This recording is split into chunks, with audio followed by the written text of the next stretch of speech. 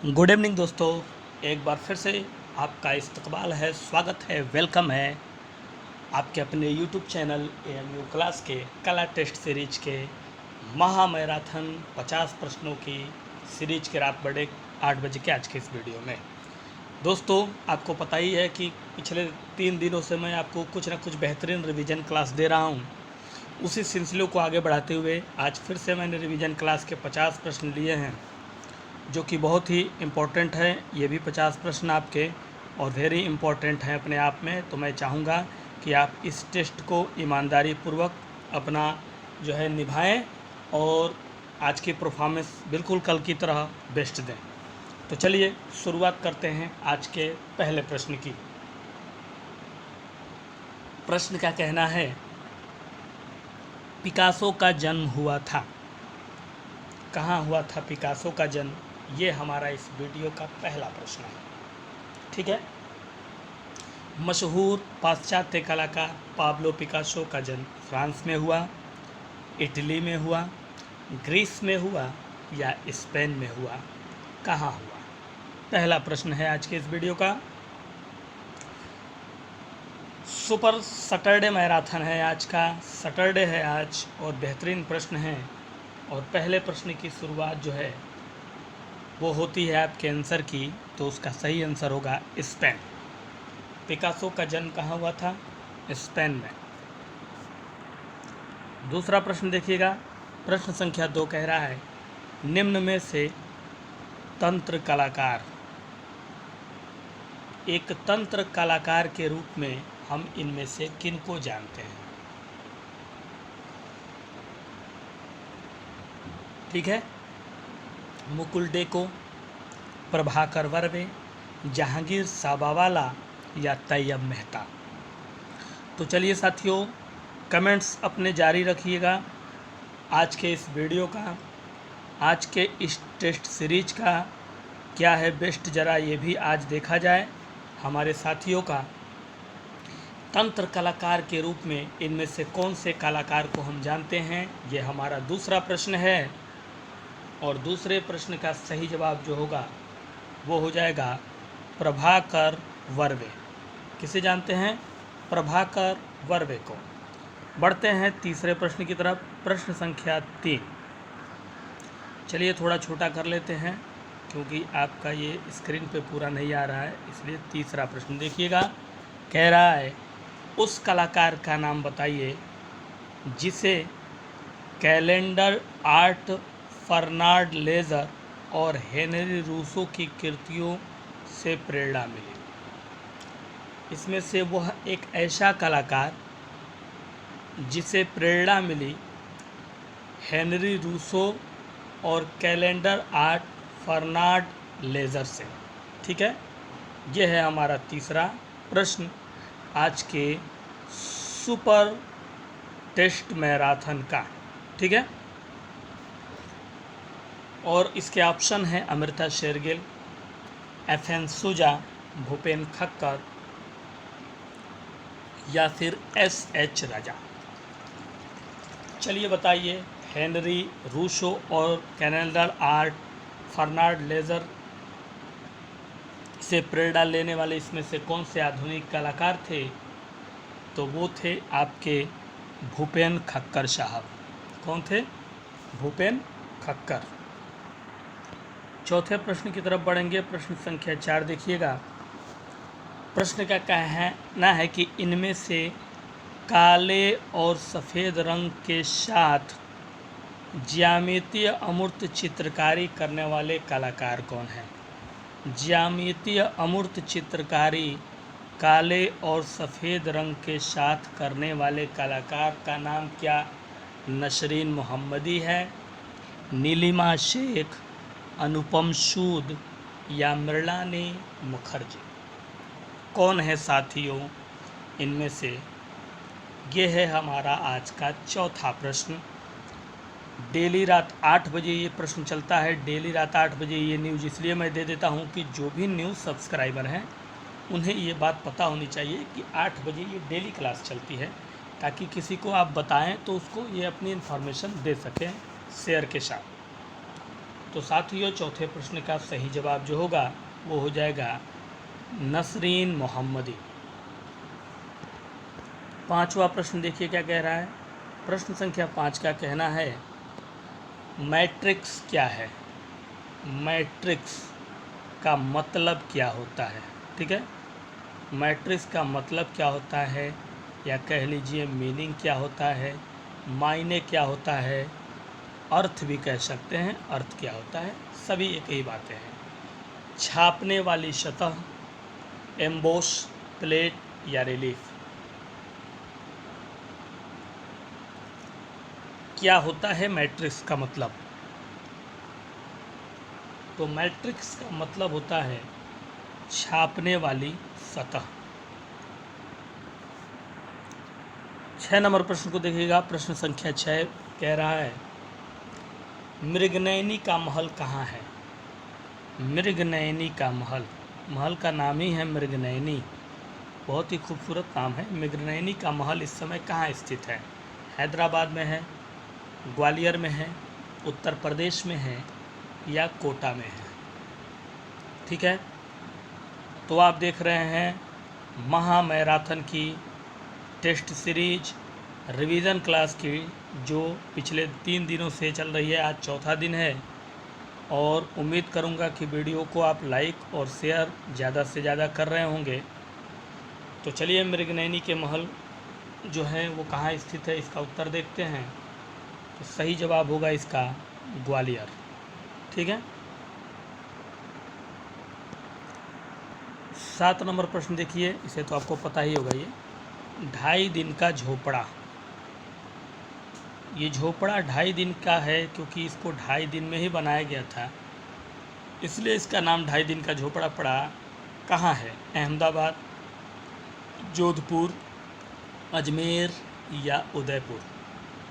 2.5 दिन का झोपड़ा कहाँ स्थित है। तो साथियों 2.5 दिन का जो झोपड़ा है वो राजस्थान के अजमेर में है। कहाँ है, आपने सुना होगा, ये अजमेर शरीफ लोग जाते हैं, दरगाह है वहाँ पे, अपना जो भी मानते होते हैं उसके लिए जाते हैं लोग, वहीं पे है ये। ठीक है,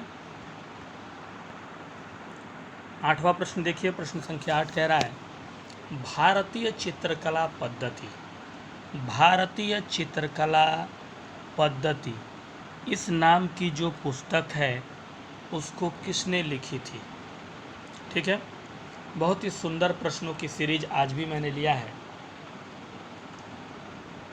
और आपके कमेंट्स से पता चलता है कि आप पसंद करते हैं वीडियोस को।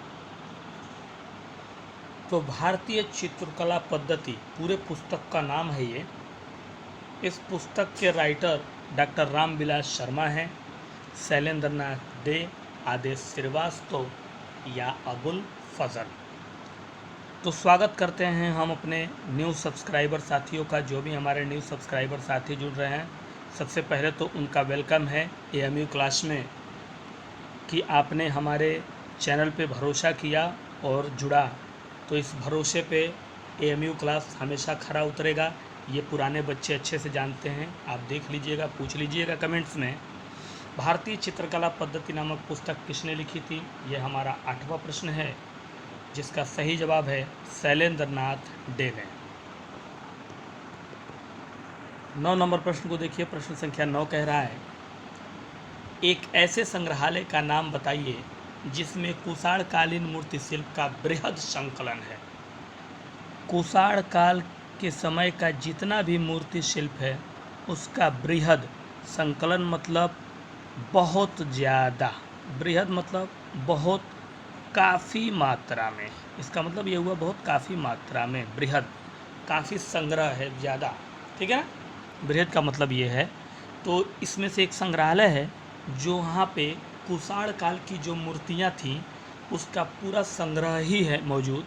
क्या वो राजकीय संग्रहालय नई दिल्ली है, इंडियन म्यूज़ियम कोलकाता, राजकीय संग्रहालय मथुरा या Prince of Wales museum Mumbai.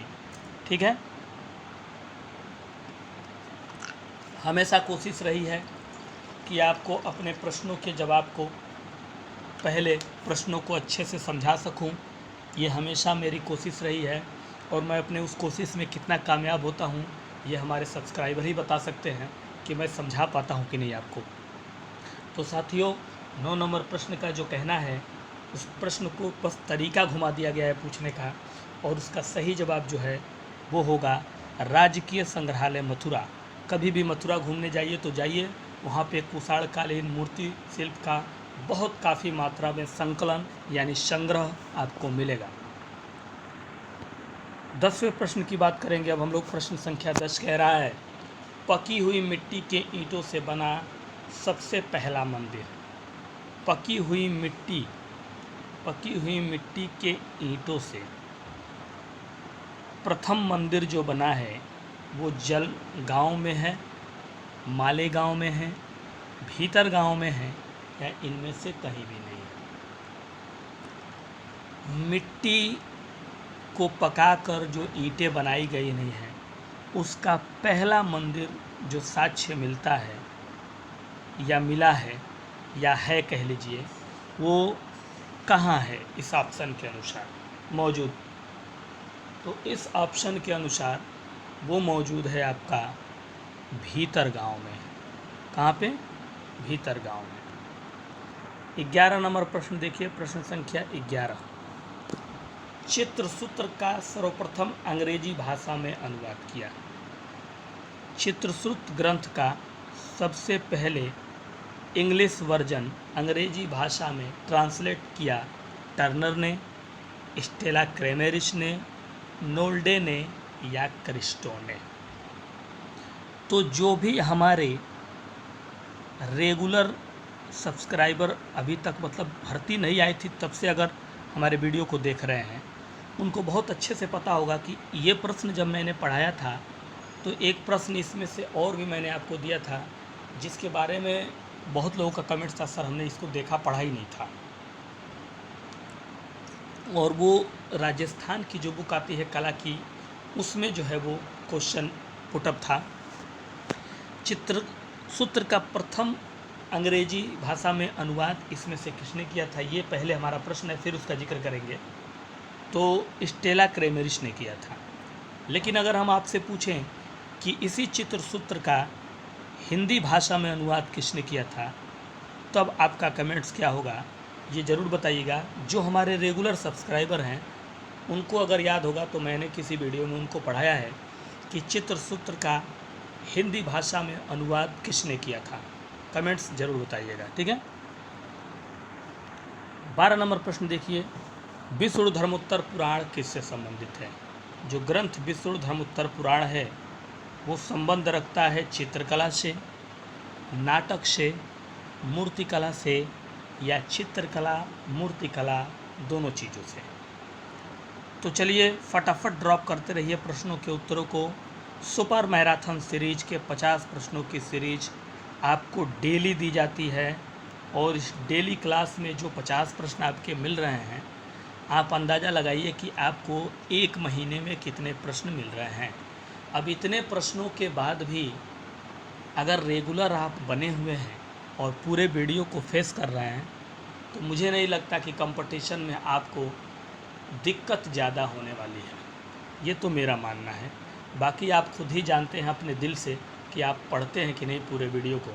तो विष्णु धर्मोत्तर पुराण जिससे संबंधित है वो है चित्रकला, कला के बारे में वहाँ पे जिक्र किया गया।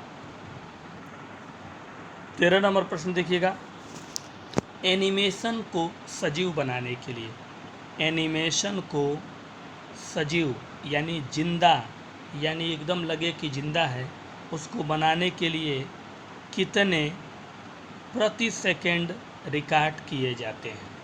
मतलब आपने एनिमेशन के जो पिक्चर देखे होंगे, एनिमेशन से यानी जो आप कहते हैं कार्टून, ठीक है, कार्टून का जो आप मूवी वगैरह देखते हैं तो उसमें आपने देखा होगा जब भी उसमें जो दिखाता है उसको एकदम सजीवता से दिखाया जाता है, चाहे उसका जो है पेड़ पौधा हो, उसका वृक्ष हो, उसका नेचर का जो भी कुछ हो, बोलने का तरीका, स्टाइल, उसकी छाया, ठीक है, ये सब चीज़ें इतने अच्छे से दिखाए जाते हैं तो वही पूछ रहा है कि उसको सजीव बनाने के लिए कितने प्रति सेकंड रिकॉर्ड किए जाते हैं, 28, 22, 32 या 24। ठीक है। 13 नंबर प्रश्न है और सही जवाब है 24। कितने चित्र? 24 चित्र प्रति सेकंड। हर प्रति सेकंड 24 चित्र जो है रिकॉर्ड किए जाते हैं। सोचिए कितनी मेहनत किए जाते हैं एनिमेशन को सजीव बनाने के लिए। 14 नंबर प्रश्न देखिए, कह रहा है प्रश्न संख्या 14, आदि मानव चित्र बनाने के लिए किन रंगों का प्रयोग करते थे? आदि मानव जो थे, जो गुफाओं में नेचुरली गुफाओं में रहा करते थे, वो चित्र बनाने के लिए जिन रंगों का प्रयोग करते थे वो खड़िया मिट्टी थे, गेरुल, ये देखिएगा ये एक्स्ट्रा है, गेरुल, जानवरों की चर्बी में रंग मिलाकर, या काला रंग। चित्रों को बनाने के लिए आदि मानव ने क्या किया, मतलब उसके रंग,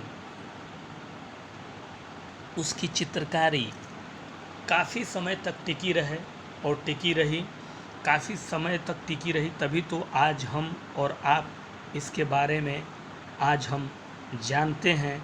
और उनके बनाए हुए जो रेखात्मक चित्र हैं अजंता गुफा में आपने देखा होगा, उनके देखने को आज हमें मिलते हैं कि उन्होंने किस तरह की कला की है। तो वो जो है जानवरों की चर्बी में रंग मिलाकर तब उसकी चित्रकारी किया करते थे ताकि चित्र टिका रहे कई सालों तक। ठीक है।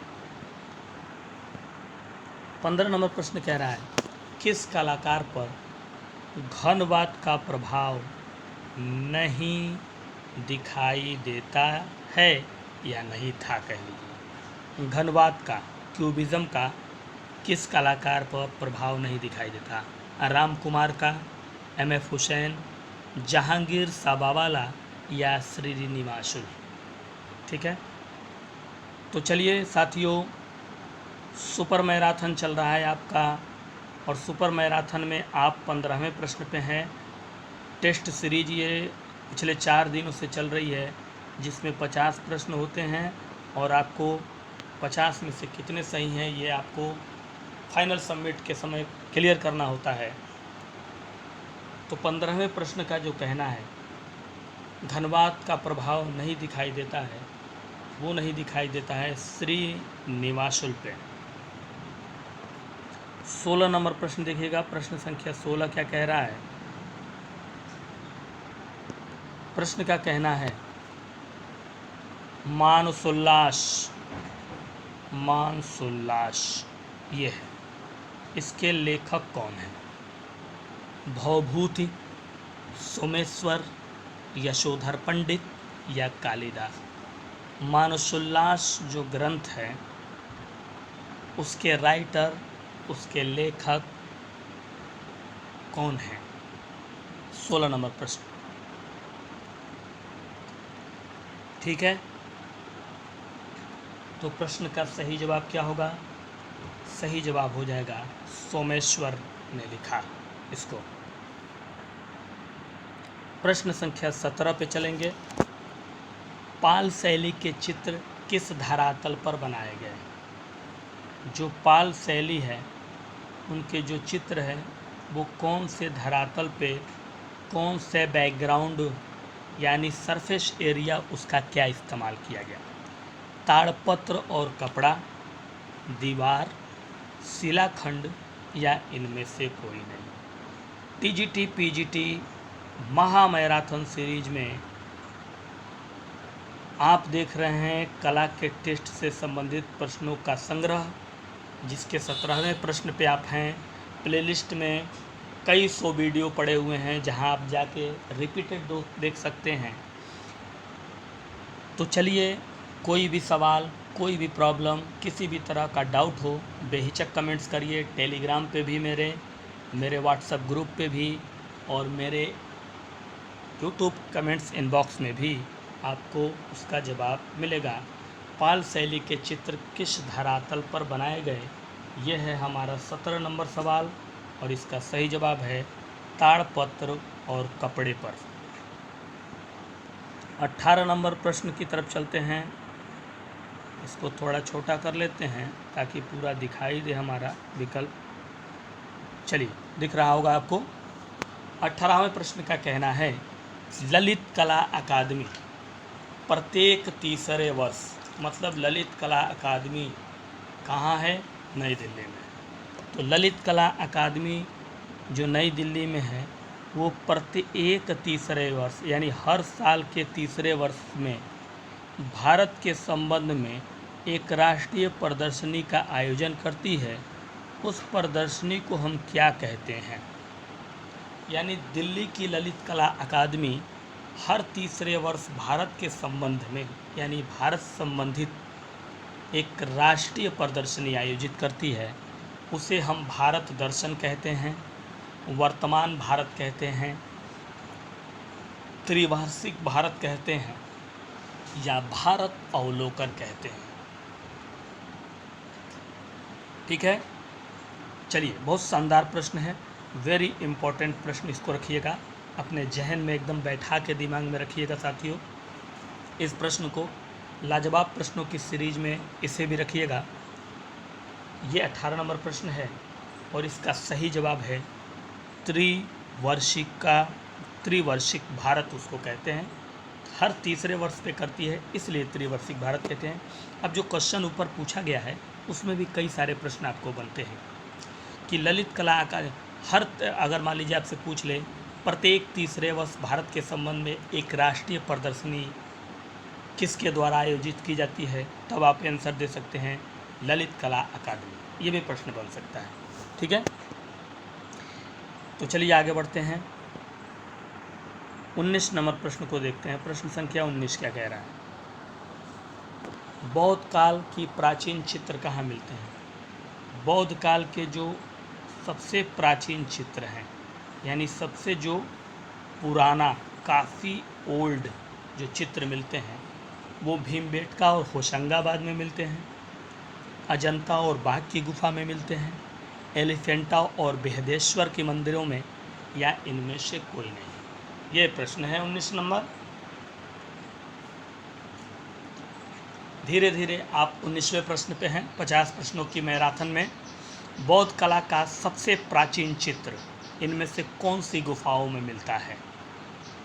तो जो डेली रूटीन में पढ़ रहे हैं, अपने बुकों को पढ़ रहे हैं, अपने सिलेबस के अनुसार पढ़ रहे हैं, कुछ ना कुछ कहीं ना कहीं से पढ़ रहे हैं, उनको बहुत अच्छे से पता होगा कि बौद्ध काल का सबसे प्राचीन साक्ष्य, सबसे प्राचीन चित्र जो हमें मिले वो मिले अजंता और बाघ की गुफाओं में।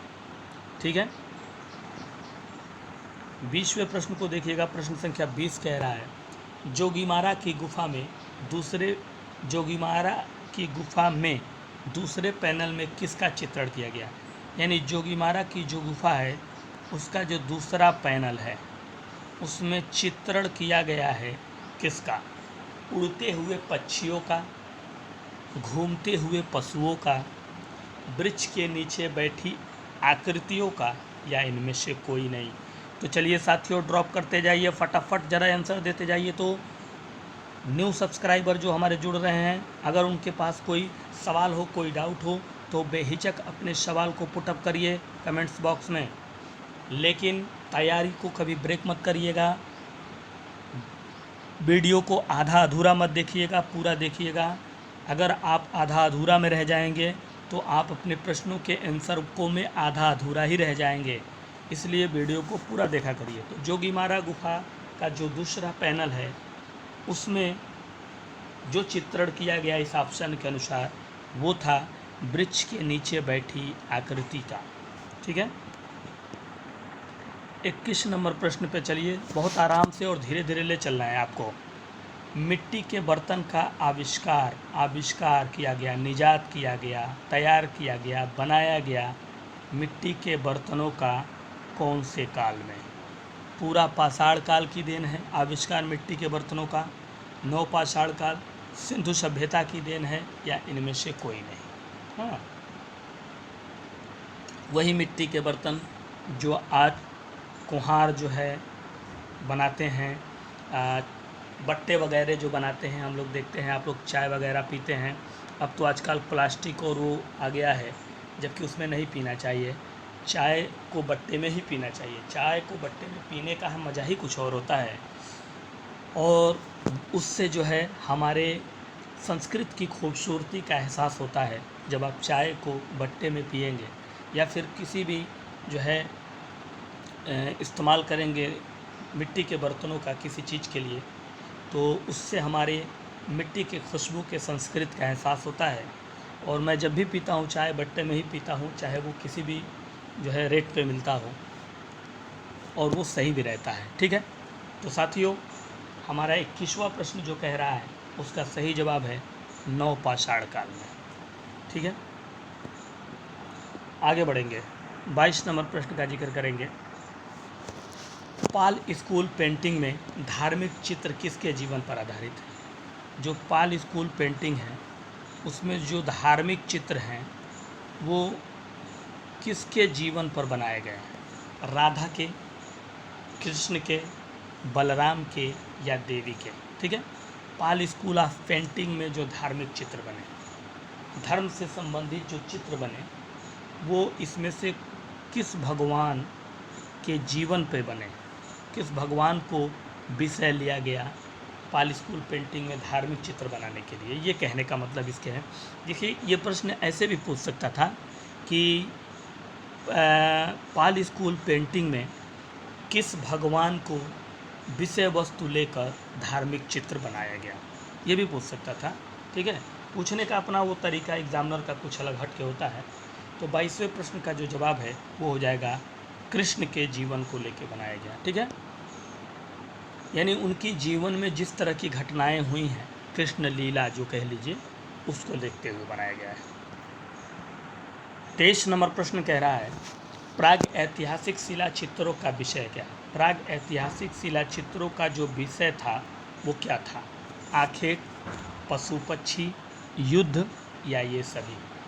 ठीक है, एक बात जानिएगा हमेशा कि कभी भी सिलेबस से बाहर क्वेश्चन नहीं आएंगे, याद रखिएगा।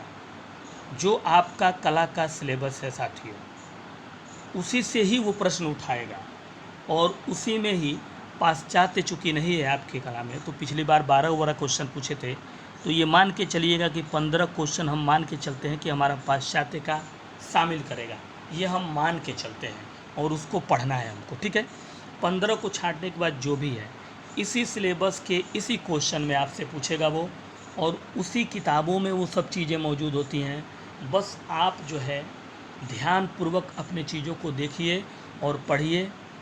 उसी प्रश्नों को वो बस घुमाता है और घुमा के अपने तरीक़े को, फॉर्मेट को बदल देता है, जिससे कि आपके प्रश्न को समझने में, मतलब कहने का मतलब हिंदी के जो वाक्य होते हैं उसमें उसको ऐसे देसी भाषा में लिख देगा कि आपको समझने में थोड़ा सा कन्फ्यूजन हो जाएगा, लेकिन प्रश्न वही रहेगा। तो यही चीज़ें आपको हमेशा मैं कहता हूँ कि समझते रहिएगा। और इस प्रश्न का सही जवाब है यह सभी। ठीक है, मतलब सीधा सीधा ना पूछ के थोड़ा सा तो अपने भाव को बदलेगा वो ना, तभी तो कहलाएगा कि हाँ एग्जामिनर ने जो है एक पेपर बनाया है। 24 नंबर कह रहा है आगरा का जो ताजमहल है वो किस सम्राट ने बनवाया था? अकबर ने, शाहजहाँ ने, औरंगजेब ने या कोई नहीं? तो इसका आंसर तो पूरे स्पीड के साथ मुझे पता है अब आज आ गया होगा कि आगरा का ताजमहल किसने बनवाया था? शाहजहाँ के द्वारा बनवाया गया। ठीक है, 25 नंबर प्रश्न को देखते हैं। ये प्रश्न देखिए, बौद्ध पुस्तकें लिखी गई, जो बौद्ध संबंधित पुस्तकें लिखी गई हैं वो कागज़ पर लिखी गई हैं, वस्त्र पर, ताड़पत्र पर, या इनमें से कोई नहीं?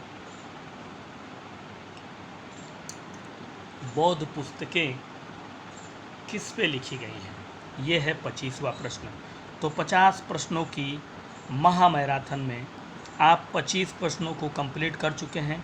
इसमें आप कितना सही किए हैं ये आप ही जान रहे होंगे, कमेंट्स करते हुए टेस्ट कर रहे होंगे। और बाकी जो शेष 25 बचा है, अब से थोड़ी देर में आपको धीरे धीरे वो भी पूरा कर देंगे हम, और इस टेस्ट को कंप्लीट करने से पहले आप अपने आप को जांच लेंगे। तो साथियों, बौद्ध पुस्तकें लिखी गई वो लिखी गई ताड़पत्र पे। ज़्यादातर जो बौद्ध पुस्तकें थी वो ताड़पत्र पे ही लिखी गई हैं। ठीक है, 26 नंबर प्रश्न को देखिएगा। प्रश्न संख्या 26 कह रहा है, अजंता की कौन सी गुफा सबसे प्राचीन मानी जाती है? 100% कन्फर्म नहीं है कि वही पुरानी है, लेकिन फिर भी सबसे प्राचीन, सबसे पुरानी दर्जा उसी को दिया गया है। वो कौन सी गुफाएं हैं जिनको सबसे पुरानी दर्जा दिया गया है, माना गया है? मतलब विद्वानों, इतिहासकारों, कला समीक्षकों के अनुसार उनका जो भी अपना टेस्ट वगैरह जांच किया होगा उन्होंने, उनसे यही पता लगता है कि यही सबसे पुरानी रही होगी।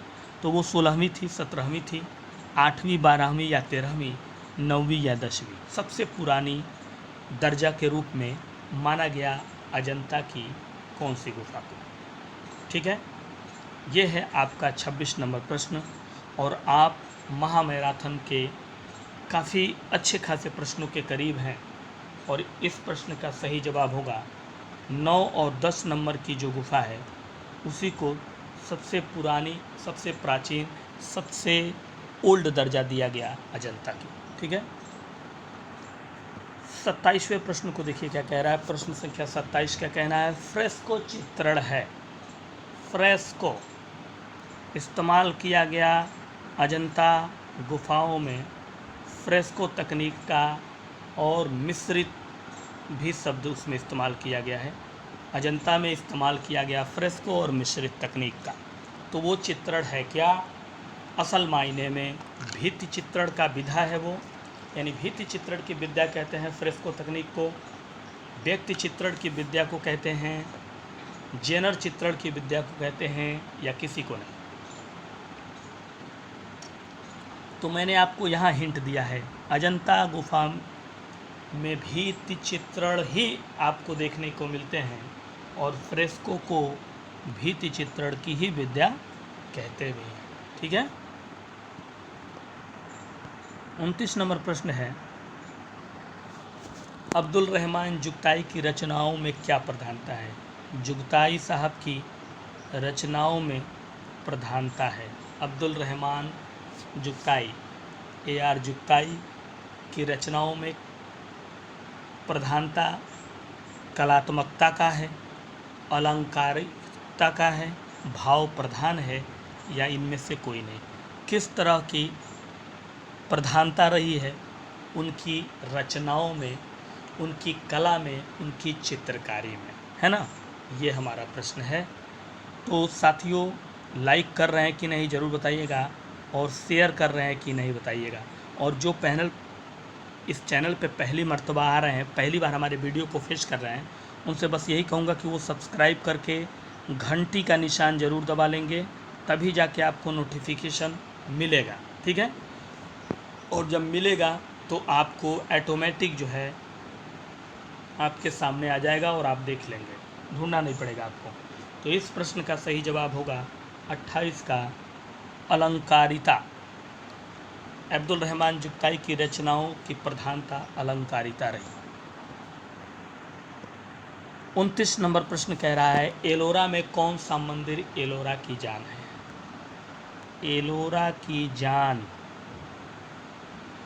एक मंदिर है एलोरा गुफा का, उसका नाम लक्ष्मी मंदिर है, राम का मंदिर,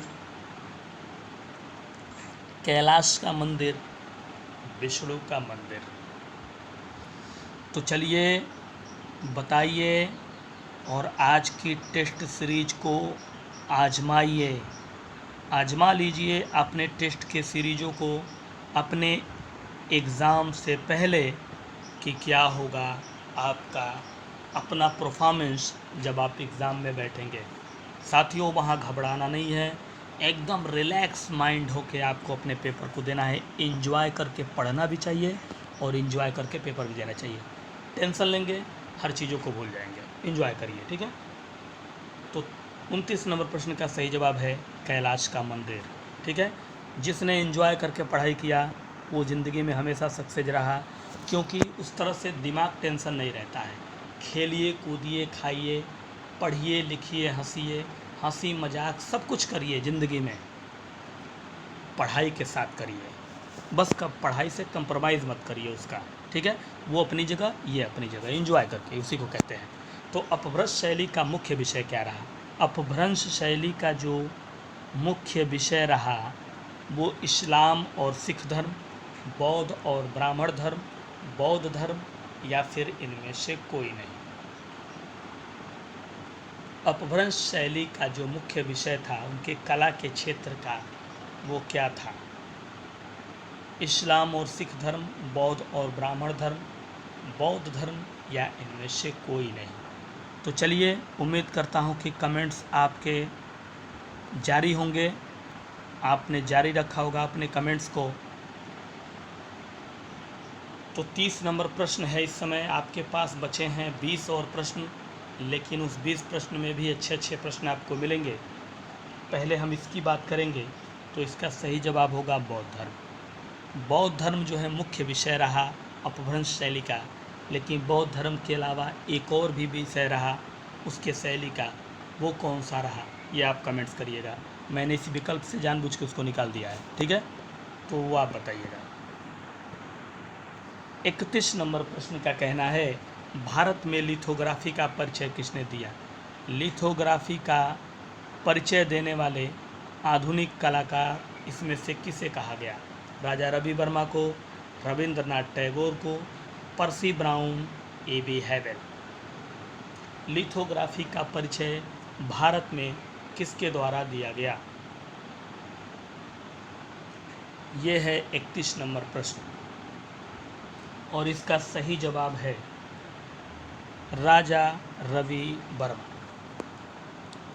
32 नंबर प्रश्न देखिएगा, प्रश्न कह रहा है, अवनींद्रनाथ ठाकुर के चाचा का क्या नाम था? उनके जो चचा जान थे अवनींद्रनाथ ठाकुर के, वो कौन थे?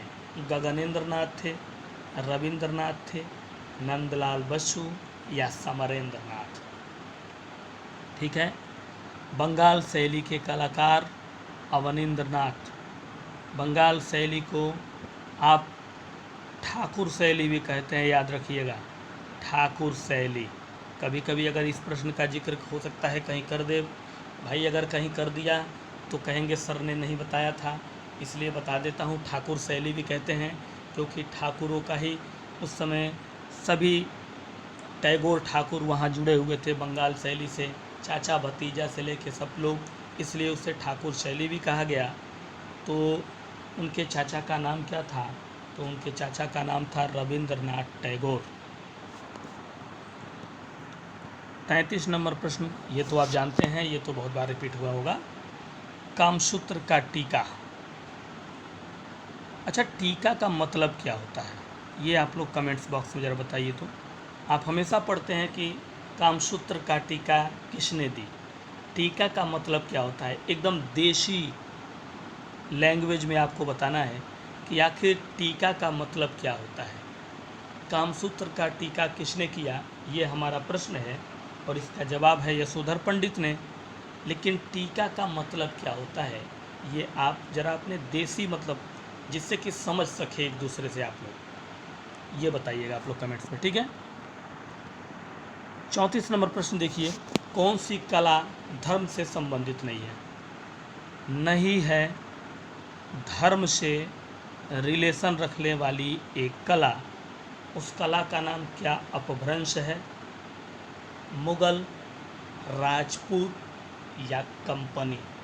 ये अच्छा प्रश्न है, एक लाइन का प्रश्न है, लेकिन बहुत ही, मैं कहूँगा, शानदार प्रश्न, शानदार क्वेश्चन है एकदम। ये समझ लीजिए कि इनमें से एक कला है जो कभी धर्म से उसका कोई संबंध नहीं रहा, सिर्फ कला ही कला रही, लेकिन धर्म से संबंधित कला नहीं रही। बाकी ये जितने कलाएं थी, वो बहुत सारी कलाएं हैं जो धर्म से ही उसका संबंध रहा है, लेकिन एक कला ऐसी भी थी इसमें से जिसको धर्म से कोई संबंध नहीं था, कोई मतलब नहीं था, और उस कला का नाम था कंपनी शैली की कला। अंग्रेज़ों का जो कला था कंपनी शैली, वो धर्म से बिल्कुल नहीं थी, ठीक है। बहुत अच्छा प्रश्न है, इसको ध्यान में रखिएगा। 35 नंबर प्रश्न कह रहा है, 64 योगिनी मंदिर किसको समर्पित है? 64 योगिनी मंदिर समर्पित है शिव को, विष्णु को, दुर्गा को या पार्वती को? तो चलिए अपनी स्पीड को जारी रखिए ड्रॉप करने का कमेंट्स के साथ, और बताइए आज की टेस्ट मैराथन की परफॉर्मेंस इस वीडियो में क्या है। 64 योगिनी मंदिर ये किस भगवान को समर्पित है? तो ये है विष्णु भगवान को समर्पित। 36 नंबर प्रश्न कह रहा है सांची का स्तूप किस पत्थर से बना है? जो सांची का स्तूप है वो जिस पत्थर से बनाया गया वो काले रंग के रेतीले पत्थर का है, सिलेटी रंग के कठोर पत्थर से बना, लाल रंग के बलुए पत्थर से बना, या उपरोक्त में से कोई नहीं। ठीक है, तो चलिए कला की बेहतरीन सीरीज कला मैराथन डेली चल रही है, और आपका प्यार, आपकी मोहब्बत इस कमेंट्स में हमें रोज़ाना देखने को मिलती है, और उसी कमेंट्स की बदौलत, उसी लाइक शेयर की बदौलत हमारे पास हिम्मत पैदा हो जाती है कि इस गर्मी के महीने में भी जिस तरह से चल रहा है ये मौसम, आपके लिए 50 प्रश्न डेली तैयार करता हूँ। इसी उम्मीद पे कि वीडियो को पूरा देखिए और उससे लाभ लीजिए। तो सांची का स्तूप किस पत्थर से बना है? ये हमारा 36 नंबर प्रश्न है। इसका सही जवाब है लाल रंग के बलुए पत्थर से। ठीक है, 37 नंबर प्रश्न देखिएगा, गुप्त स्तंभ जो थे वो कितने प्रकार के होते थे? जो गुप्त स्तंभ थे, गुप्त काल के स्तंभ थे वो कितने प्रकार के होते थे? 5, 1, 4 या 3 प्रकार के गुप्त स्तंभ। तो गुप्त स्तंभ जो थे साथियों वो टाइप में थे सिर्फ एक प्रकार के, ओनली वन। ठीक है, 38 नंबर प्रश्न देखिए, पूछ रहा है एलोरा का कैलाश मंदिर किस गुफा में स्थित है? अभी थोड़ी देर पहले आपने पढ़ा एलोरा में कैलाश मंदिर एलोरा की जान है, और वो स्थित है कौन से नंबर की गुफा में? एलोरा के गुफा संख्या 15 में है, या 30 में है, 16 में है, या 34 में है? 34 मतलब ये हुआ कि एलोरा में गुफाओं की संख्या उतनी है, 34। ठीक है, लेकिन कैलाश मंदिर जो है वो कौन सी गुफा में शामिल है? जब आप कभी जाएं घूमने के लिए ट्रिप पे, और अगर आपने प्लान बनाया हो इस गुफा को देखने का, तो कैलाश मंदिर को देखिए। आजकल सेल्फ़ी का ज़माना चल रहा है, सेल्फ़ी लीजिए और देखिए कि कैसी खूबसूरती बनी है इतिहास के उन जगहों पे हमारे पूर्वजों, कह लीजिए जो पूर्वज रहे हैं, जो भी लोग रहे हैं उनके द्वारा। तो इस प्रश्न का सही जवाब होगा गुफा संख्या 16 में कैलाश मंदिर स्थित है, जो एलोरा की जान है। 39 नंबर प्रश्न कह रहा है शाहजहाँ किसके लिए प्रसिद्ध थे? मुग़ल बादशाह शाहजहाँ की प्रसिद्धि स्थापत्य कला के लिए, या चित्रकला के लिए, या लोगों को पक्षपातहीन न्याय करते थे इसलिए? लोगों को पक्षपातहीन न्याय का मतलब ये हुआ कि अगर पहला व्यक्ति यहाँ है और एक दूसरा व्यक्ति है, और उन दोनों के बीच का फैसला अगर आपको करना है, तो आपने सिर्फ पक्षपातहीन का मतलब ये हुआ कि मुग़ल थे तो मुस्लिम धर्म का अगर कोई है तो उसका पक्षपात उन्होंने लिया, सामने वाले को जो है गलत फैसला कर दिया, ये कहने का मतलब। जबकि एक राजा के लिए ये नहीं होना चाहिए, चाहे वो राजा इस युग का हो या फिर किसी भी युग का हो, या फिर उस घर का मुखिया हो, प्रधान हो, जो भी हो, फैसला हमेशा गलत और सही का होता है। तो जो सही है उसी पे फैसला होना चाहिए हमेशा। तो शाहजहाँ किसके लिए प्रसिद्ध थे, यहाँ सवाल ये है। तो शाहजहाँ की प्रसिद्धि जो है वो स्थापत्य कला के लिए ज़्यादा थी। ठीक है, भवन वन के निर्माण में। 40वें प्रश्न पे आप लोग पहुँच चुके हैं हम लोग। मुग़ल काल में पोर्ट्रेट यानी शबीह यानी आत्मचित्र। ठीक है, सभी एक ही मतलब हुआ। मुगल काल में पोर्ट्रेट छवि या आत्मचित्र का प्रसिद्ध चित्रकार कौन था? किसको महारत हासिल थी पोर्ट्रेट बनाने में? जैसे कि मान लीजिए बादशाहों का पोर्ट्रेट, खुद का भी पोर्ट्रेट और भी दरबारियों का पोर्ट्रेट खड़ा करा के बैठा के और बना देना, किसकी खासियत, किसकी काबिलियत थी? मनोहर की, बिशनदास की, अबुल हसन की या मंसूर की? ठीक है, 40 नंबर प्रश्न पे हैं आप। अब इसके बाद आपके पास सिर्फ 10 प्रश्न बचे हैं और उसके बाद फाइनल सबमिट हो जाएगा। लेकिन पहले इसका जवाब देखेंगे। तो इसका जवाब होगा, बिशनदास जो थे वो माहिर थे पोर्ट्रेट, छवि और आत्मचित्र बनाने में मुगल काल के दौर में।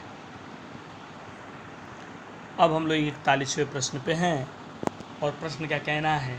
अजंता एलोरा की गुफाएं किस नगर के पास हैं? अजंता और एलोरा की जो गुफाएं हैं वो किस नगर के पास हैं? नासिक, औरंगाबाद, अहमदाबाद या बेंगलुरु? तो सुपर मैराथन की क्लास टेस्ट सीरीज की आपकी चल रही है और अब आपका अंत होने वाला है। इस प्रश्न का जल्द ही थोड़ी देर में सबमिट होगा और आप अपने टेस्ट को, अपनी काबिलियत को आज परख लेंगे। 41 नंबर प्रश्न का कहना है और उसका सही जवाब होगा औरंगाबाद, महाराष्ट्र में। 42 नंबर प्रश्न कह रहा है, आधुनिक चित्रकला के चित्रकार रविंद्रनाथ ठाकुर या कह लीजिए टैगोर किस स्थान से संबंधित हैं? आधुनिक कला के चित्रकार जिन्होंने उम्र के 17वें पड़ाव में अपने चित्रकला से हाथ आजमाना शुरू किया और आजमाने के बाद उन्होंने कला के क्षेत्र में पहचान भी बनाया, वो क्या संबंधित है कोलकाता से, मुंबई से, गोवा से या दिल्ली से? मतलब रहने वाले कहाँ के थे? तो कोलकाता के थे। ठीक है। 43 नंबर प्रश्न कह रहा है, राजा रवि वर्मा को किस क्षेत्र में ख्याति प्राप्त है?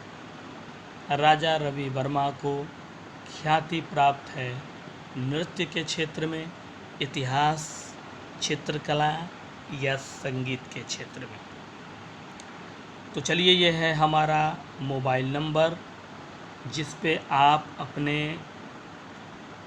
कोई भी प्रॉब्लम, जो नए सब्सक्राइबर हैं वो बेहिचक कला से संबंधित पूछ सकते हैं, डाल सकते हैं कमेंट्स में। मेरे व्हाट्सएप के नाम और पता ज़रूर दीजिएगा कि कहाँ से हैं। ठीक है। तो इसका सही जवाब होगा चित्रकला। राजा रवि वर्मा जो है ख्याति प्राप्त है चित्रकला में।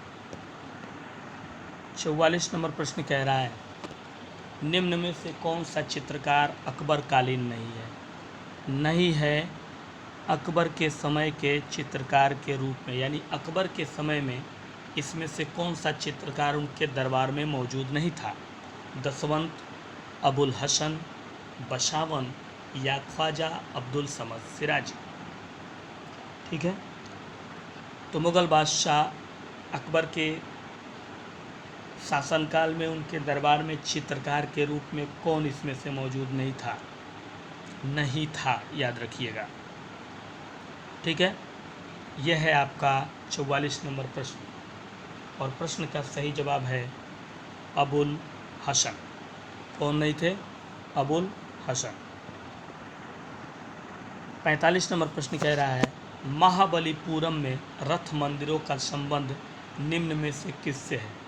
रथ मंदिरों का जो रिलेशन है, संबंध है महाबलीपुरम का, वो चालुक्यों से है, चोलों से है, पल्लवों से या राष्ट्रकूटों से? संबंध का मतलब ये हुआ, महाबलीपुरम में जो रथ मंदिर है वो किसकी देन है? बनवाने की, ये कहना चाहता है ये। ठीक है, चालुक्यों की देन है, चोलों की, पल्लव राजाओं की या राष्ट्रकूट शासकों की। समझ में आ गया प्रश्न? तो प्रश्न समझ में आ गया तो उत्तर भी आ जाएगा, और इसका सही जवाब है पल्लव राजाओं ने रथ मंदिरों को महाबलीपुरम के बनवाया था या उसकी देन थी। 46 नंबर प्रश्न कह रहा है मुगल शैली के प्रसिद्ध चित्रण बैलगाड़ी। प्रसिद्ध चित्र है मुगल शैली का एक ये बैलगाड़ी। बनाया गया किसके द्वारा? दशवंत के द्वारा, उस्ताद मंसूर के द्वारा, अबुल हसन के द्वारा या मनोहर लोहार के द्वारा। मतलब मनोहर क्या थे? लोहार थे, इसलिए इसमें टाइटल लिखा हुआ है मनोहर लोहार के द्वारा। ठीक है, तो ये 46 नंबर प्रश्न है। 50 प्रश्नों की सीरीज में आप 46वें प्रश्न पे हैं। अब फाइनल सबमिट होगा, हर थोड़े देर बाद अभी होगा, और आप अपने प्रश्नों को कंप्लीट करने के बाद अपने टेस्ट को जांच लेंगे। बैलगाड़ी प्रसिद्ध चित्र बनाया गया अबुल हसन के द्वारा, जो कि अकबर के दरबारी चित्रकारों में से नहीं थे, थोड़ी देर पहले अभी आपने पढ़ा है। 47 नंबर प्रश्न कह रहा है कोणार्क का जो सूर्य मंदिर है उसका निर्माण किस वंश के द्वारा करवाया गया? कोणार्क का सूर्य मंदिर दक्षिण भारत में अभी भी है और बिल्कुल बिखेरे हुआ है अपनी असीम खूबसूरती को, और उस खूबसूरती को देखने के लिए हजारों लोग जाते हैं उस मंदिरों में, पूजा पाठ करने भी और देखने भी। उस सूर्य मंदिर का निर्माण क्या होयसल के शासकों ने करवाया, काकतीय शासकों ने, पूर्वी गंग के शासकों ने या चालुक्यों ने? तो चलिए बताइए, सुपर मैराथन के इस सीरीज के 47वें प्रश्न का आंसर पुटअप करिए, ड्रॉप करिए। क्या होगा साथियों? इसका सही जवाब होगा पूर्वी गंग वंश के शासक ने बनवाया था, पूर्वी गंग। 48 नंबर प्रश्न कह रहा है पल्लव शासकों ने रथ वाले मंदिर किस स्थान पर बनवाए? पल्लव शासकों ने जो रथ वाले मंदिर बनवाए किस स्थान पर बनवाए? अगर आपने थोड़ा सा ध्यान दिया होगा, थोड़ा सा अगर आपका ध्यान नहीं भटका होगा और ऊपर पढ़ा होगा, तो इसी प्रश्न को मैंने किस तरह से पूछा था आपको याद होगा। और इसी प्रश्न को देखिए यहाँ कैसे पूछा गया है। पल्लव शासकों ने रथ वाले मंदिर बनवाए थे कहाँ? महाबलीपुरम में। ठीक है, ऊपर आपने पढ़ा था अभी थोड़ी देर पहले। 49 नंबर प्रश्न, इसके बाद एक और प्रश्न होगा, फाइनल सबमिट हो जाएगा। कहना है महात्मा बुद्ध की मूर्ति किस पत्थर पर गढ़ी गई? जो महात्मा बुद्ध की मूर्ति थी वो कौन सी पत्थर पे गढ़ी गई, तैयार की गई? स्लेटी पत्थर पे, संगमरमर के पत्थर पे, पारस के पत्थर पे या ग्रेनाइट पत्थर पे? तो बुद्ध की जो मूर्ति थी वो किस पत्थर पे गढ़ी गई, तैयार की गई? ठीक है, 49 नंबर प्रश्न, इस वीडियो का सेकंड आखिरी प्रश्न, और अब हम इसके बाद एक प्रश्न और देंगे और हम करेंगे फाइनल सबमिट, और आप करेंगे 50 प्रश्नों में कितना सही हुआ ये जांच। महात्मा बुद्ध की मूर्ति किस पत्थर पर गढ़ी गई? 49 नंबर प्रश्न का कहना है सही जवाब है स्लेटी पत्थर पे। वीडियो का आखिरी प्रश्न आपके सामने, 50 नंबर प्रश्न, महामैराथन के आज के इस वीडियो का 50वां प्रश्न आपसे पूछ रहा है सीता कल्याण। सीता कल्याण ध्यान से देखिएगा, किस कलाकार द्वारा बनाया गया प्रसिद्ध चित्र है? चित्र का नाम है सीता कल्याण, और इसे किसने बनाया? सुधीर रंजन खस्तगीर ने, राजा रवि वर्मा ने, सैलोज मुखर्जी या के वेंकटप्पा? किस आधुनिक कलाकार के द्वारा बनाया गया है सीता कल्याण नामक प्रसिद्ध चित्र? प्रश्न संख्या 50, वीडियो का आखिरी प्रश्न, और 50 में कितना किया सही ये करेंगे आप कमेंट्स हमें, ठीक है। लेकिन इसका उत्तर जब मैं दे दूँगा तब आप अपना कमेंट्स करते रहिएगा, लाइक और शेयर करते रहिएगा। वीडियो पसंद आए तो सब्सक्राइब ज़रूर कर लीजिएगा अगर चैनल पर पहली मर्तबा हैं तो, और जितना हेल्प हो सके AMU क्लासेस को सपोर्ट दीजिएगा। चलिए 50वें प्रश्न का आंसर जो है देख लेते हैं क्या होगा। तो इसका जो सही जवाब होगा वो हो जाएगा आपका के वेंकटप्पा ने सीता कल्याण नामक प्रसिद्ध चित्र को बनाया था। तो बोलिएगा कैसी लगी आज की वीडियो, आज की इस रात की, कैसा लगा आज का टेस्ट सीरीज मैराथन, कमेंट्स में प्यार से बताइएगा। और चलिए आज के लिए दीजिए इजाज़त, कल मुलाकात करते हैं सुपर संडे मैराथन में बेहतरीन प्रश्नों की सीरीज के साथ। तब तक के लिए दीजिए इजाज़त, नमस्कार, गुड नाइट, शुभ रात्रि।